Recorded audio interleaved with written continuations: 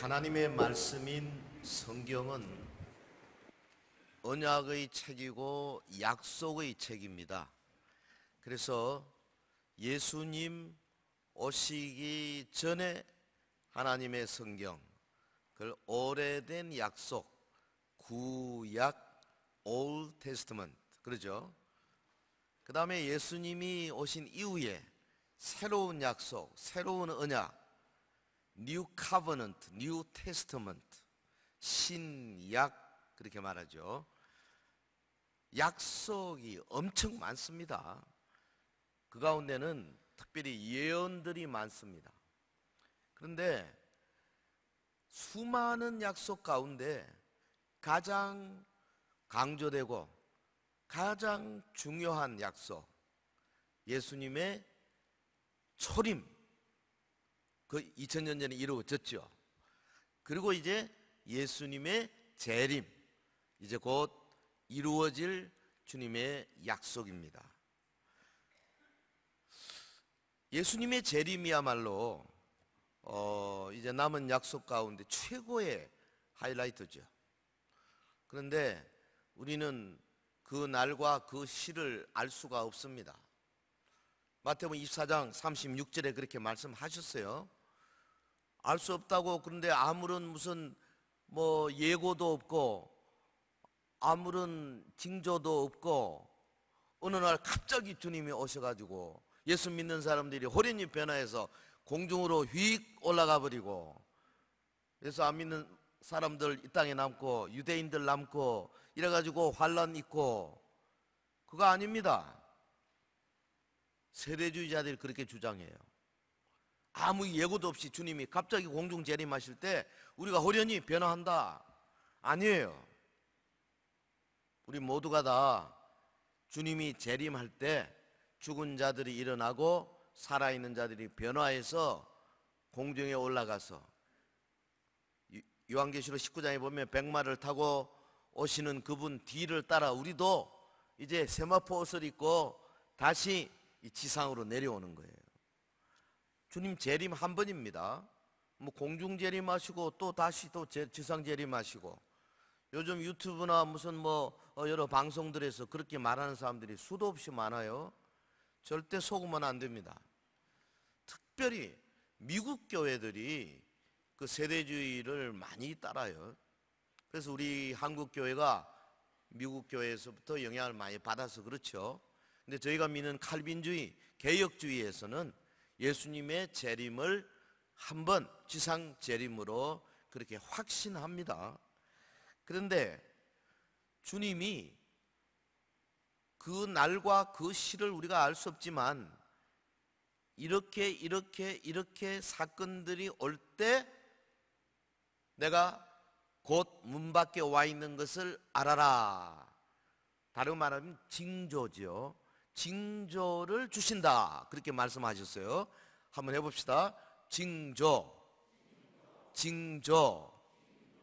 오늘 본문 3절 보면요, 예수님의 제자들이 감람산에 앉아서 예수님과 대화하는 가운데 주님이 임하실 것, 세상 끝에 무슨 징조가 있겠습니까? 그렇게 물었어요. 궁금한 거죠. 주님이 재림할 때 이 땅에 어떤 징조가 있겠습니까? 예수님께서 마태복음 24장 4절부터 시작해서 24장 전체 다, 그리고 25장 전체 다를 제자들이 질문한 그 세상 끝에 무슨 일이 있겠는가 하는 것에 대한 대답으로 주신 거예요. 이거는 무슨 어려운 상징적인 언어를 사용한 것도 아니고요, 무슨 묵시문학으로 사용한 것도 아니에요. 그냥 대화체로 말씀하신 거예요. 요한계시록은 해석하기가 꽤 어렵지만은, 그러나 마태복음 24장 25장은 그리 어렵지 않습니다. 순서대로 그냥 읽어 나가면 되죠. 해서 이 부분을 소계시록이다, 그렇게 말하죠. 여러분, 다니엘서나 요한계시록, 에스겔서 이런 것들과 같이 연결해서 이제 마지막 때 주님이 오시기 직전에 여러 징조들을 종합적으로 볼 수 있는 눈을 갖춰야 되죠. 지금은 또 특별히 4차 산업혁명 시대라 해가면서 특별히 4차 산업혁명의 제일 첫 번째가 뭡니까? 융합 아닙니까? 융합. 모든 게 다 융합되어야 된다, 그렇게 주장하지요. 정말로 놀라운 융합이 일어나요. 아니, 미술 전문하는 사람과 음악 전문하는 사람이 융합이 돼가지고 새로운 예술을 만들어내고 있잖아요. 지난번에 보니까 서울 공대 교수로 가는 사람이 서울 의과대학 출신이더라고. 그러니까 의대 교수가 공대 교수로 가서 가르치는 거예요. 왜? 의학적인 면하고 공학적인 면이 부딪히는 그 지점이 필요하기 때문에 그런 거죠. 융합되어야 합니다. 그런데 오늘 우리 이 지식 면에서 특별히 하나님의 말씀도 구약과 신약이 융합되고, 예언서인 다니엘서, 에스겔서, 이런 예언서들과 또 마태복음 24장 25장, 데살로니가 혹은 베드로, 그리고 요한계시록, 이런 것들이 융합되어서 전체적인 구도를 가질 때, 아, 주님 오실 때 어떤 징조가 있겠는가 하는 것을 알 수가 있다, 그 말이죠. 성경이 왜 이처럼 징조를 강조하고 있을까요? 왜 마지막 시대에 대한 징조를 여러 곳에서 여러 가지 방법으로 반복해서 말씀하고 있을까요? 저는 생각하기를 지금은 사람들이 너무 악해지고 완고해지고, 그리고 세상이 굉장히 악해졌어요. 해서 보통 정도 가지고는 뭐 예수님의 십자가, 보혈, 부활 매우 중요한 진리지만은 이것만 가지고는 그 강팍한 심정을 꿰뚫고 들어가기가 만만치 않다. 뭔가 보여줘야 된다, 징조가 있어야 된다, 이런 뜻이 아닐까요? 여러분, 이런 징조를 나타나는 거 보면 주님 오시겠구나 알 수 있는 징조들 성경에 너무나 많이 기록이 되어 있습니다. 정말 재림의 징조 가운데는 대개 두 가지 큰 분류가 돼요. 하나는 연속적인 징조가 있어요. 또 하나는 한 번 있는 단회적 징조가 있어요. 이 연속적 징조라는 것은 뭐냐면 옛날에도 있었지만은 띄엄띄엄 있다가 점점 강도가 세지고 점점 짧아지고 점점 커지고 뭐 이런 거죠. 마치 임신해서 애를 할 때 그 산통 점점 짧아지고 세지고 힘들어지고, 뭐 우리는 안 해봤지 모르지만 그렇죠. 네. 그와 마찬가지예요. 연속적 징조들. 예를 들면 오늘 본문에 나오는 난리와 난리, 전쟁. 옛날에도 전쟁이 있었어요. 근데 점점 전쟁이 커지죠. 1차 세계대전, 2차 세계대전, 이건 비교할 수가 없는 어마어마한 전쟁이에요. 기근, 세계 지금 인구의 몇 프로가 굶주리고 있습니까? 지진, 그래프를 그려보면 지진이요, 과거에 예수님 시대도 지진이 있었어요. 구약에도 지진이 있었어요. 그러나 지진의 빈도가 점점 갈수록 이렇게 강해져 가지고 J커브를 그려요. 20세기, 21세기 지진이 엄청납니다. 이런 것들, 뭐 다니엘서 보면은 속도가 증가된다. 옛날에 사람이 걷다가 뛰다가 말 타다가 그 다음에 자동차 나오다가 지금은 뭐 속도가요, 마하, 음속에 뭐 마하 5, 마하 10, 지금 새로 개발된 미사일들은요, 미국이 이번에 개발한 마하 12라 그러는, 그러니까 음속의 12배, 어마어마한 속도입니다. 거의 빛의 속도에 앞으로 갈 때까지, 뭐 아인슈타인 이야기에 빛의 속도를 넘을 수가 없다니까, 하여튼 그까지 속도가 빨라질 수도 있다고 봐요. 그 다음에 뭐 지식의 증가, 어마어마한 지식의 증가죠. 옛날에는 다 이런 사전들 보고 갖고 다니고 했잖아요. 영어 단어도 뭐 사전 찾고, 그래서 사전이 시커매졌는데 요즘 누가 사전 들고 다니나? 다 뭐 핸드폰에 다 있는데 뭐. 예? 요즘 뭐 누가 백과사전 브리테니카 사는 사람이 어디 있어요? 다 있는데 뭐. 그러니까 모든 지식이요, 예전에 100년 걸린 지식을 지금은 1년이면 따라잡는 거예요. 앞으로는 예전에 1000년 지식을 지금 하루면 따라잡을 시기가 이제 곧 옵니다.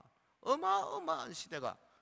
근데 이것도 언제 주님이 오실 때가 되는지는 이것만 가지고는, 연속적 징조 가지고는 알기가 어렵다 그 말이죠.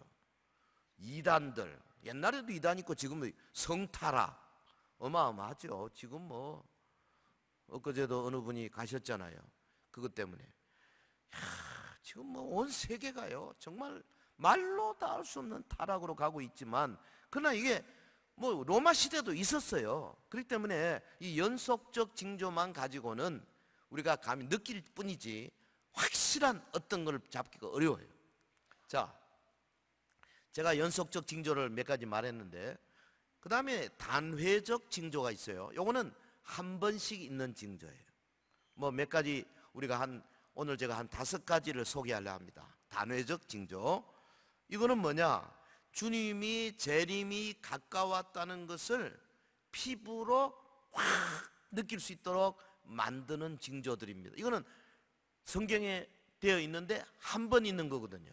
여기에 나타나면 야, 정말로 이게 되겠구나, 확실하게 믿어지게 되는 징조들이죠.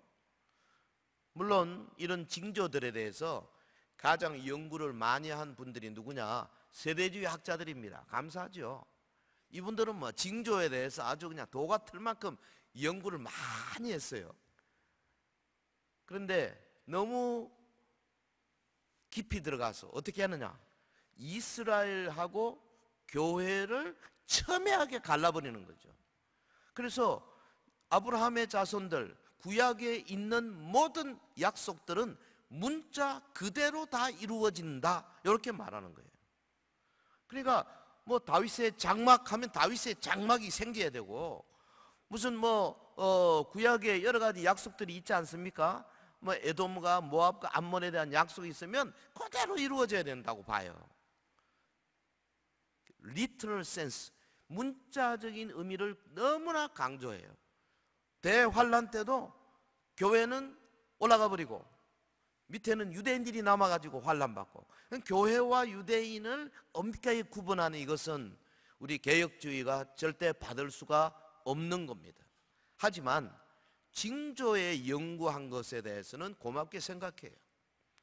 그래서 여기서 지금 말하는 징조 가운데 이 이스라엘에 대한 것은 어떤 구약 교회를 회복한다는 의미에서가 아니라 하나의 징조로서 하나님이 이스라엘을 언급한다, 이렇게 보시면 되겠습니다. 우리 개혁주의 신학자들 가운데 구약학자로 가장 유명한 분 한 분, 월트 카이저 박사, 고든 카넬의 석좌 교수인데, 이분이 얼마 전에 그렇게 주장했어요. 우리가 너무 그동안에 대체 신학에 빠져가지고 이스라엘에 대해서 너무나 무관심했다. 우리가 좀 더 신경을 쓰고 이스라엘에 대해서 성경이 말하는 것을 연구를 하고 솔직하게 인정해야 된다. 저는 그 주장에 동의를 합니다. 자, 이 시간에 살펴볼 이 단회적 징조들은 예수님 재림 직전에 일어날 역사적 사건들입니다. 그러니까 여러분이 오늘 한 번 듣고 아마 기억이 잘 안 날 거예요. 주보 제 5페이지에 이렇게 딱 요약을 해놨으니까요. 요거 좀 어디 뭐 스마트폰에 탁 찍어가지고 갖고 다니든지 이래서 외우시기를 바랍니다. 단회적 징조 5가지 꼭 여러분이 가지시고 날마다 재림신앙을 회복하고 재림신앙을 굳건히 하기를 주의 이름으로 권면합니다. 자, 첫 번째 단회적 징조, 첫 번째 징조가 뭐냐? 이스라엘이 독립한 겁니다. 그리고 독립한 다음에 나라가 되고 4번에 걸쳐서 중동의 전쟁을 통해서 강한 나라가 되었다는 거죠. 지금 뭐 이스라엘이요, 얼마나 강한지 몰라요. 예, 아마 핵무기가 거의 어떤 학자들의 말이면 150개 내지 200개 정도 있다 그래요. 그래서 다 준비가 되어 있어요. 이번에도 이란이 뭐 핵시설 어쩌고 한다고 하니까 가서 그냥 폭격해 버리잖아요. 무서운 나라입니다. 어떤 분은 뭐 다음은 북한 차례가 아닌가, 이스라엘이 북한을 어떻게 하는 게 아닌가. 왜? 북한의 핵이 자꾸만 이란으로 가니까 그런 이야기를 하는 사람들도 있어요. 여러분, 이스라엘이 독립한 사건, 저는 이것이 예수님의 재림의 가장 큰 징조요, 가장 확실한 징조 중에 하나다, 이렇게 생각해요. 마태복음 24장 32절 33절, 거기 보면 무화과 나무의 비유를 배우라. 그 가지가 연하여지고, 우리 화면 주세요. 그 가지가 연하여지고 잎사귀를 내면 여름이 가까운 줄을 아나니 이와 같이 너희도 이 모든 일을 보거든 인자가 가까이 곧 문 앞에 이른 줄 알라. 소위 무화과 나무 비유로 알려져 있죠. 요 앞장에 보면은요, 예수님께서 무화과 나무 지나가다가 열매가 없어서 저주하니까 그 다음날 보니까 싹 말라버렸죠. 이게 다 연결되는 거예요. 어떤 사람은 뭐 우리말 성경도 번역이 그냥 하나의 뭐 비유적인 일화로 번역이 돼 있어요. 그래서 뭐 그냥 무화과 나무가 뭐 싹이 나는 것처럼 때가 되면 무슨 일이 난다, 이렇게 보는 분들이 꽤 많이 있습니다만은, 그러나 여러분, 무화과 나무가 이스라엘을 지칭하는 나무예요. 무화과 나무 말라버린 거, 이스라엘이 멸망한 거예요. 무화과 나무에 가지가 연하여지고 잎사귀를 낸다, 이스라엘의 독립한 것을 의미한다, 그 말이죠. 이게 마태복음 24장의 문맥이에요. 왜? 제자들이 장래에 무슨 일이 있겠습니까? 그러니까 예수님이 그 문맥 안에서 무화과나무 비유를 말씀하지 않습니까? 여기서 주의할 점이 바로 세대주의자들이 이런 것들을 가지고 너무 지나치게 이스라엘적으로 가는 거, 우리가 이것만 주의하시면은 징조로 받으시면 된다 하는 거 아시기를 바랍니다. 거기 가지가 연하여지고 그랬어요. 1917년 11월 2일 그 영국의 외무부 장관 외상 발포가 이스라엘 독립을 약속했잖아요.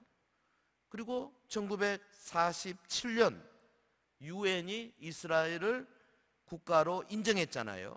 그 다음 해 1948년 5월 14일 이스라엘이 정식 국가로 탄생이 됐습니다. 놀라운 일이죠. 아니 2000년 동안 전 세계를 방황하던 민족, 시오니즘 바람이 불어가지고 막 러시아에서 저 남쪽에 아프리카에서 혹은 유럽에서 혹은 일본에서도 있더라고요. 뭐 우리나라에 있는지 모르겠습니다만은 중국에서 막 전 세계에서 그 팔레스타인으로 모이기 시작했잖아요. 그래가지고 뭐 몇백만밖에 안 되지만 작은 나라 이스라엘이 독립하고, 그리고 나서 네 차례에 걸쳐 중동 전쟁을 통해서 이스라엘이 얼마나 강한 나라가 되어버렸는지. 여러분 6.1 전쟁 이야기 아시잖아요. 그 모세 다얀 그 애꾸는 장군 있잖아요. 그 당시 이집트나 혹은 그 아랍의 국가들은 자기들 인구가 한 2억 가까이 되는데, 아이고 요거 600만 700만 밖에 안 되는 요것들 빗자루 가지고 싹 쓸어서 지중해에다 쓸어버리겠다 그랬습니다. 큰 소리 탕탕 쳤어요. 근데 어떻게 됐습니까? 6일 만에 그 모든 중동의 여러 나라들이 그냥 두 손 바짝 들었습니다. 우리가 졌습니다. 그래서 시내의 반도도 뺏겼죠. 골란 고원 뺏겼죠. 다 뺏겼어요. 예루살렘 다 뺏겼죠.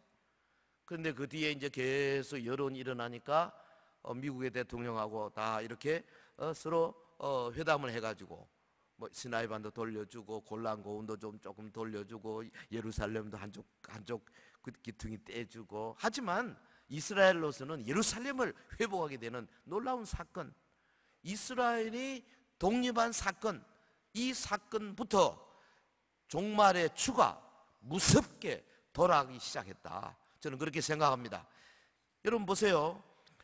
과거에도 큰 사건이 있었지만 이 이스라엘의 독립한 다음부터는 이제부터 모든 거대한 사건들을 예수님의 재림과 연결시킬 수 있는 하나의 근거가 된다, 그렇게 말씀드릴 수가 있는 겁니다.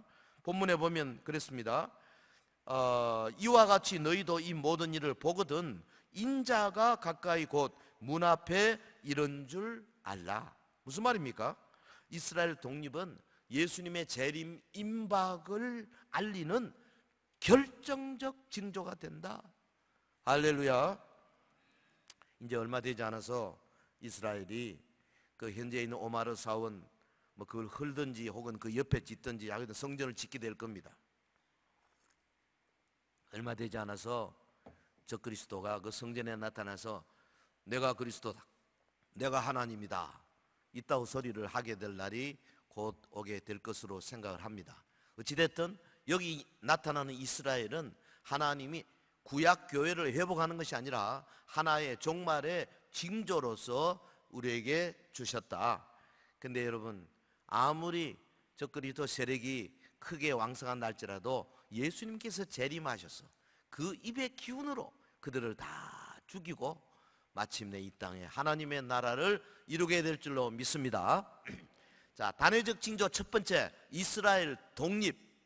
그 다음에 두 번째 징조는 뭐냐면 적그리스도 국가가 출현한 겁니다. 이게 유럽 연합이 될 것이다. 이거는 지난 주일날 제가 다니엘서 2장 통해서 말씀을 전한 내용이죠. 2장 41절부터 우리가 한 번 더 기억을 되살리는 뜻으로 성경을 같이 읽겠습니다. 2장 41절 시작. 왕께서 그 발과 발가락이 얼마는 토기장의 진흙이요 얼마는 쇠인 것을 보셨은즉 그 나라가 나누일 것이며 왕께서 쇠와 진흙이 섞인 것을 보셨은즉 그 나라가 쇠 같은 든든함이 있을 것이나 발가락이 얼마는 쇠요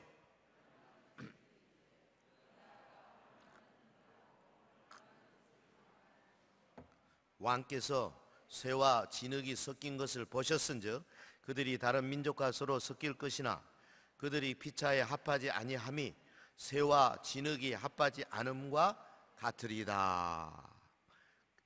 지난 시간 금신상과 적그리스도 국가라는 제목으로 이 부분에 생각했습니다. 순금머리 어느 나라였죠? 바벨론. 그 다음에 은 어느 나라? 메데바사. 그 다음에 놋 어느 나라? 헬라. 그리고 종아리 쇠 어느 나라? 로마. 그 다음에 이제 발가락 얼마는 쇠요 얼마는 진흙이다 그랬죠. 그래서 이 종아리 쇠 나라 로마와 마지막 나라는 이게 같은 나라가 아니다. 그리고 마지막 나라를 뜨인 돌이 손대지 아니한 돌이 날아와서 치는, 요건 예수님이거든요. 하나님의 마지막 이제 재림에 연결되는 나라다 그 말이죠. 그렇기 때문에 이 나라는 마지막에 있을 나라예요. 그렇다면은 지금 보십시오. 이 여기에 다니엘 2장 41, 42, 43절에 연결되는 이 시대, 그런 나라가 어디 있느냐? 예컨대 나라가 나누이죠. 여러 나라가 하나가 되고, 그 다음에 얼마는 든든하고 얼마는 부서질만 하고, 그 다음에 서로 섞일 것이나 피차에 합하지 아니하고, 어디가 있습니까? 아무리 둘러봐도 유럽 연합밖에 없는 거예요.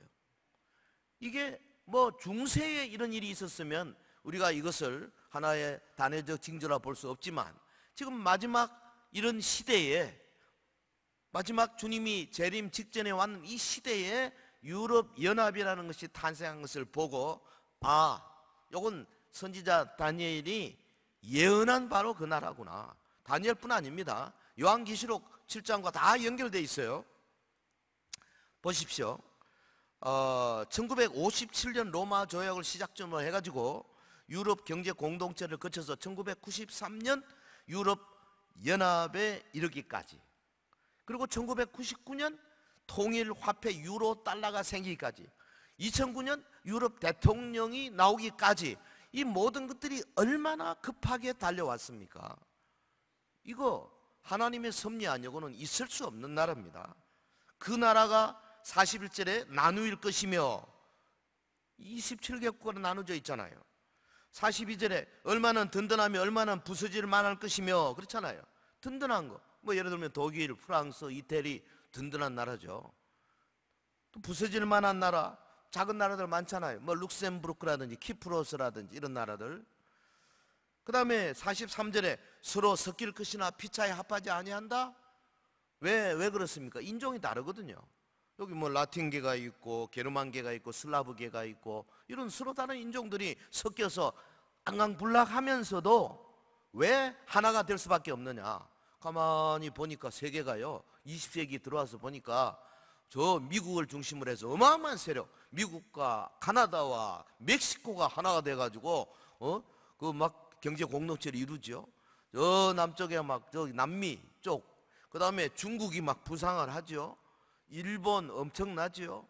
유럽 사람들이요 그동안에 세계를 지배하다가 막 불안해지기 시작한 겁니다. 아, 이거 안 되겠다, 우리도 연합해야 되겠다. 그래서 맞지도 않은 사람들이 서로 막 그냥 어마어마한 그 회의를 거쳐가지고 이렇게까지 된 겁니다. 여기에는 하나님의 거대한 종말의 그 섭리가 있는 거지요.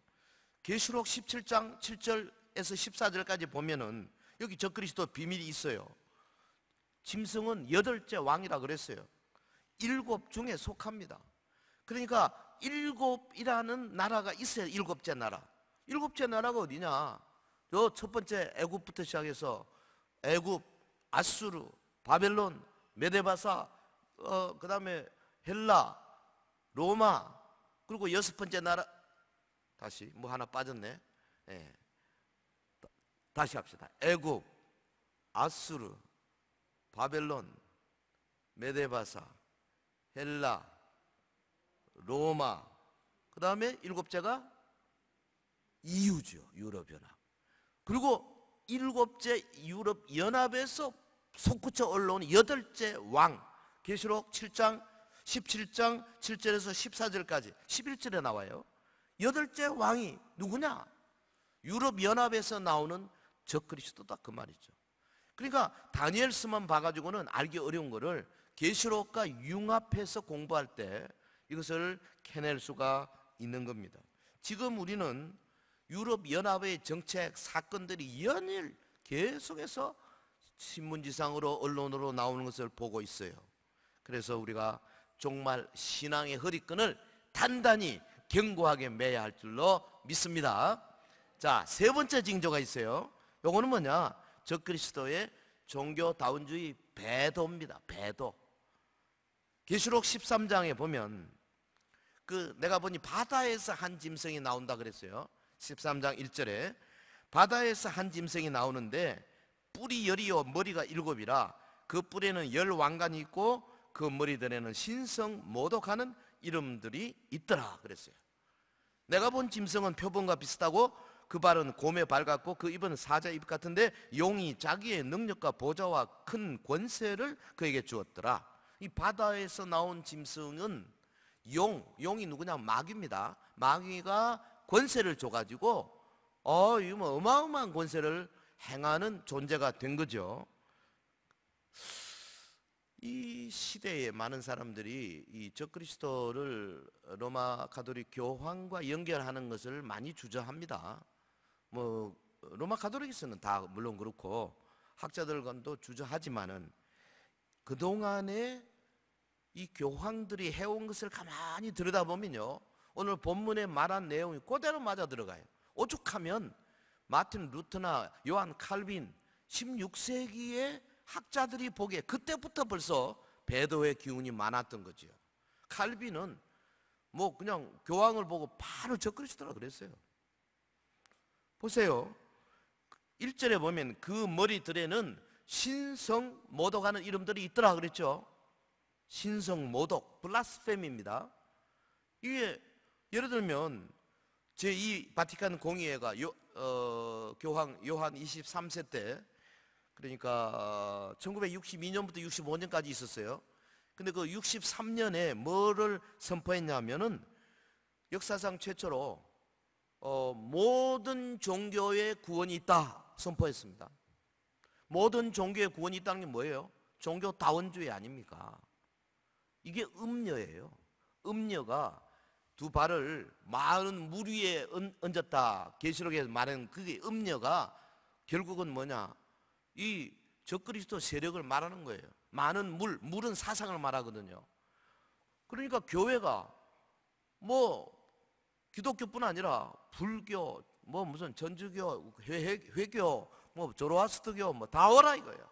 다 그 각자의 깊은 내막을 들여다보면 진리가 있다. 큰일 날 일입니다. 사도행전 4장 22절에 베드로가 뭐라 그랬어요? 천하인간의 구원을 얻을 만한 다른 이름이 없다. 할렐루야. 예수님 이름 외에는 구원은 이름이 없어요. 왜?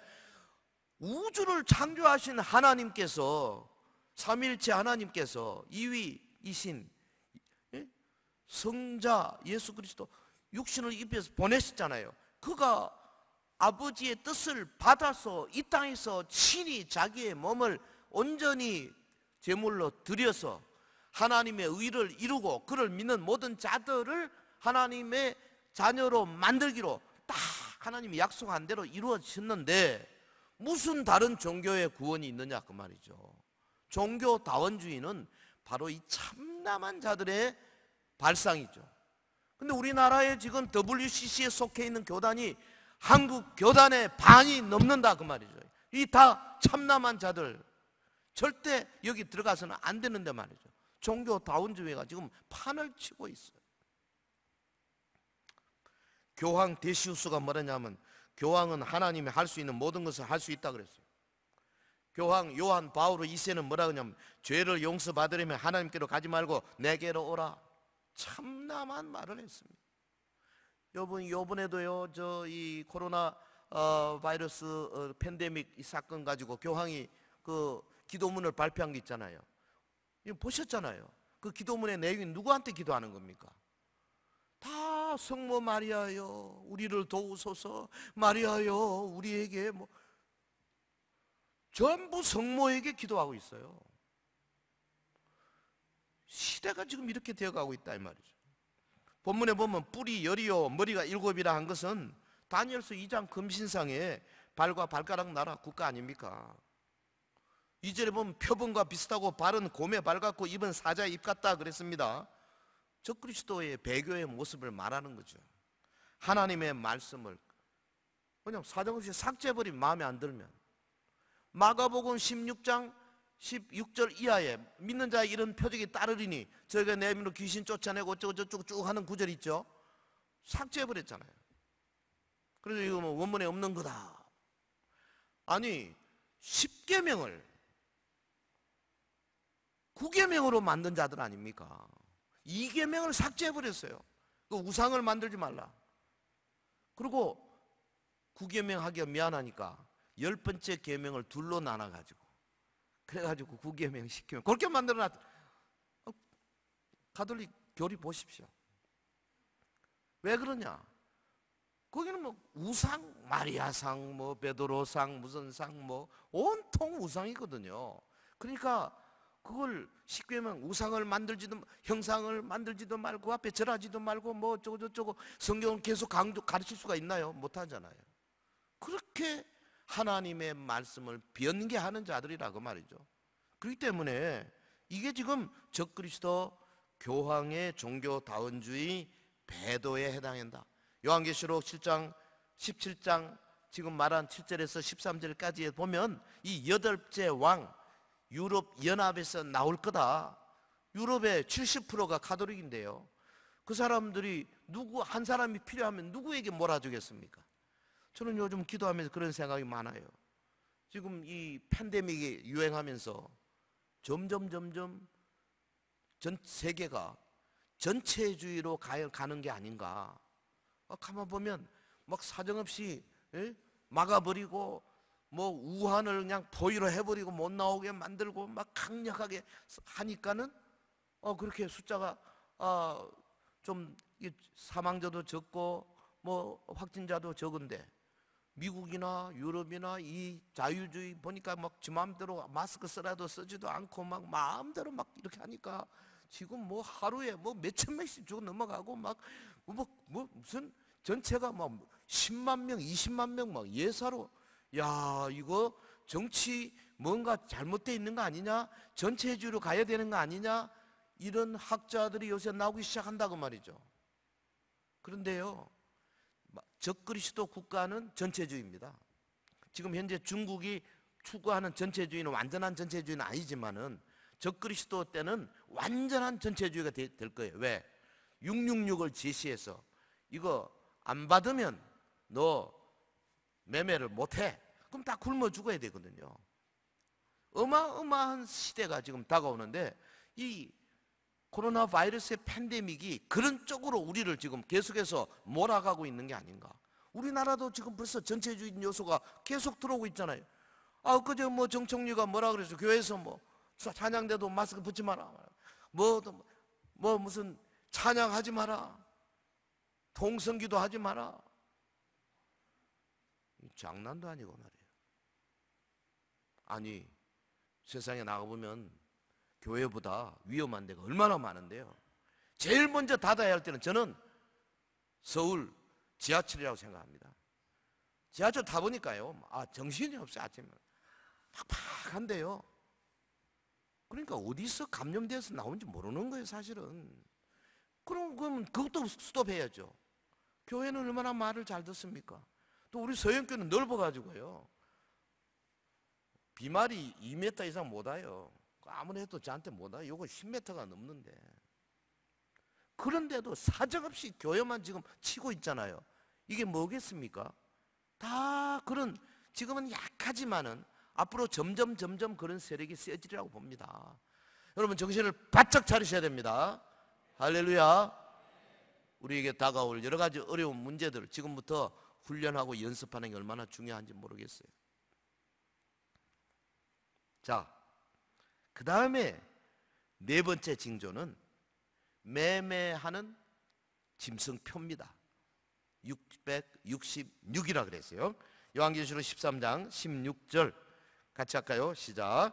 그가 모든 자, 곧 작은 자나 큰 자나 부자나 가난한 자나 자유인이나 종들에게 그 오른손이나 이마에 표를 받게 하고 누구든지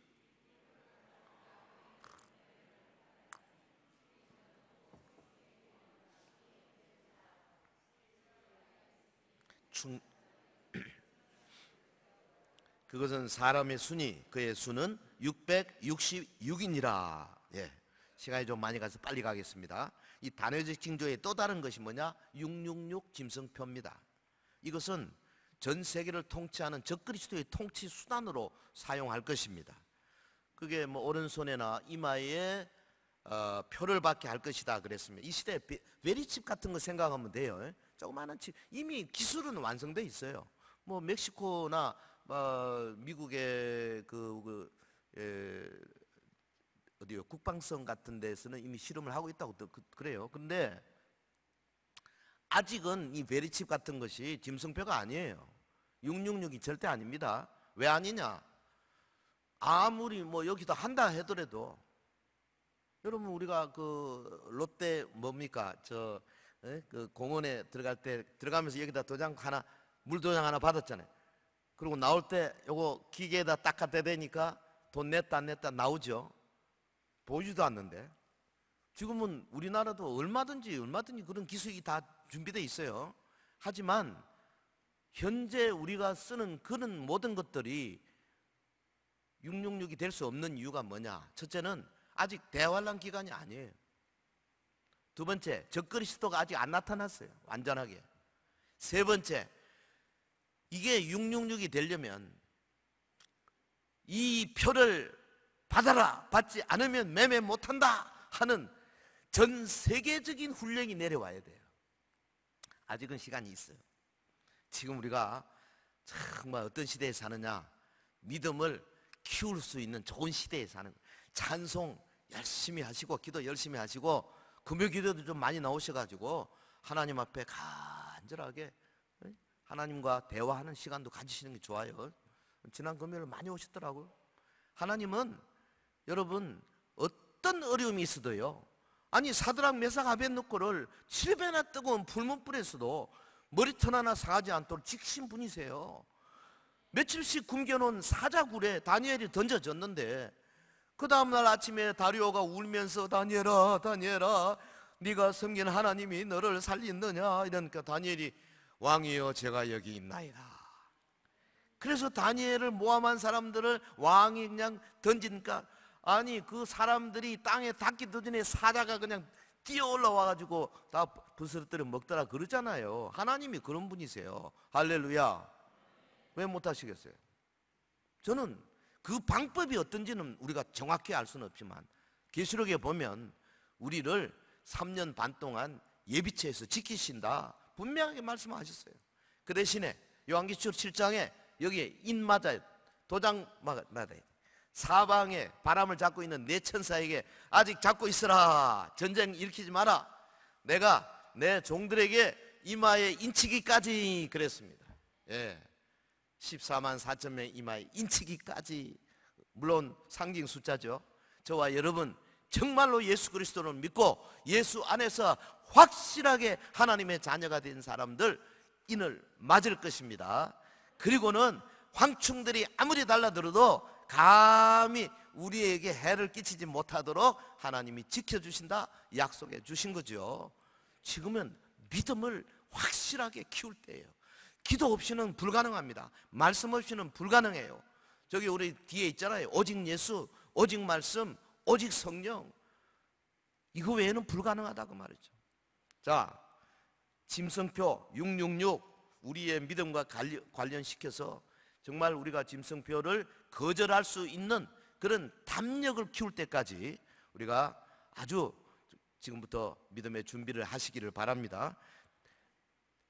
때가 되면 주의 참 종들이 나서가지고 지금 하고 있는 저거는 666이니까 우리 참 믿는 자들은 받지 마십시오 라고 선포할 때까지는 괜찮아요.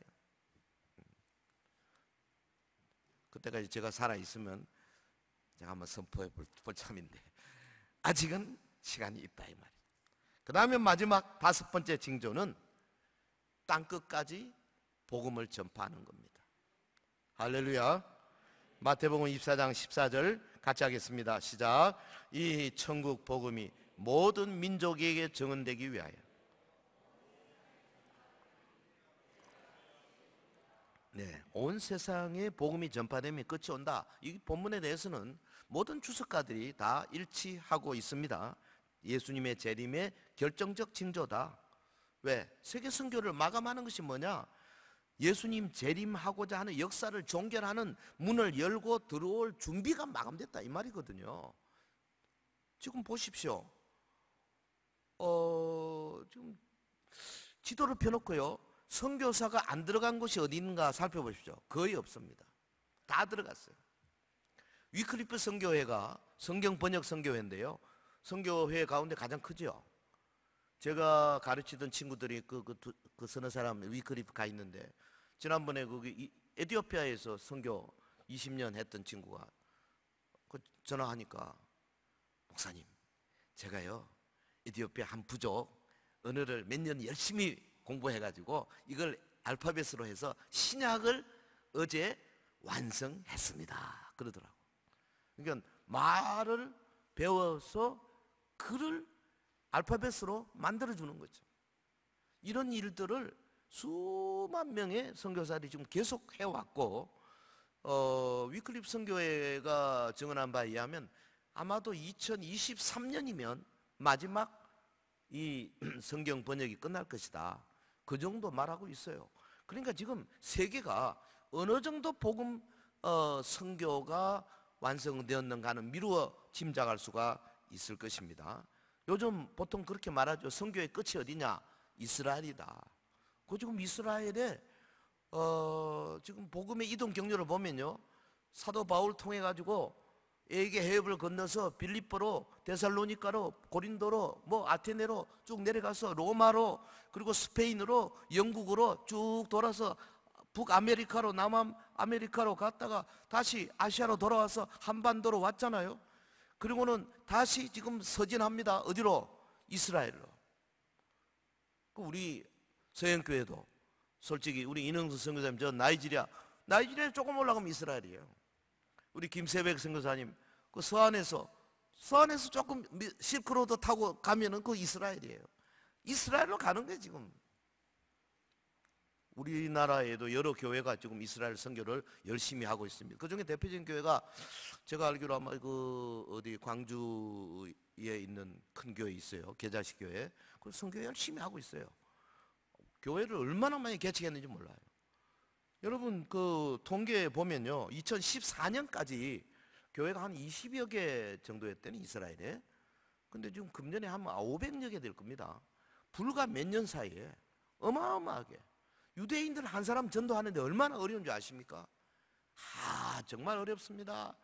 우리가 전도하면 웃어요. 씩 웃으면서 당신들이 어떻게 모세를 아냐 이럽니다.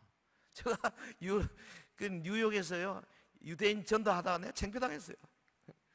모세가 우리 선조인데 네가 어떻게 모세를 아냐 그러더라고. 그래서 내가 좀 더 물어봤어. 몇 가지. 치과 의사였는데 그거밖에 모르더라고. 모세에 대해서 별로 아는 것도 없어. 나보다 훨씬 몰라요. 왜? 성경을 안 보니까.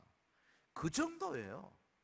한 사람 전도하기 어려운데 아마 로마서 13장에 보면 마지막에 온 이스라엘이 돌아온다 그랬거든요. 이게 다 징조입니다. 여러분 지금은 마지막 정말 주님이 오실 때가 가까워 왔습니다. 말씀을 맺겠습니다.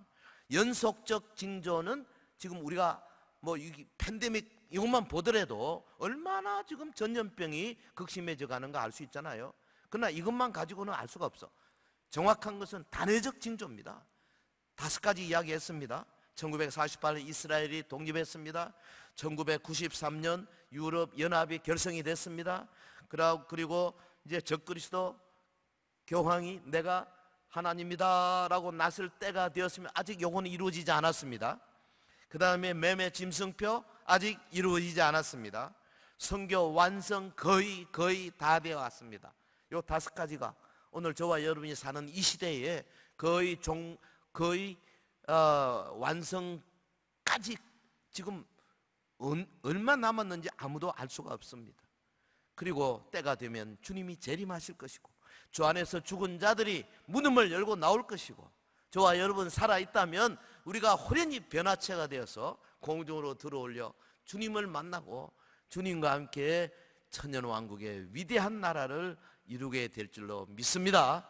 그때 우리 서연교회 성도들이 정말로 수많은 성도들이 호련히 함께 변화되어 왕국의 시민으로서의 삶을 살 수 있는 그날까지 우리의 믿음을 견고하게 지키시는 저와 여러분 되시기를 예수 이름으로 축원합니다. 축원합니다.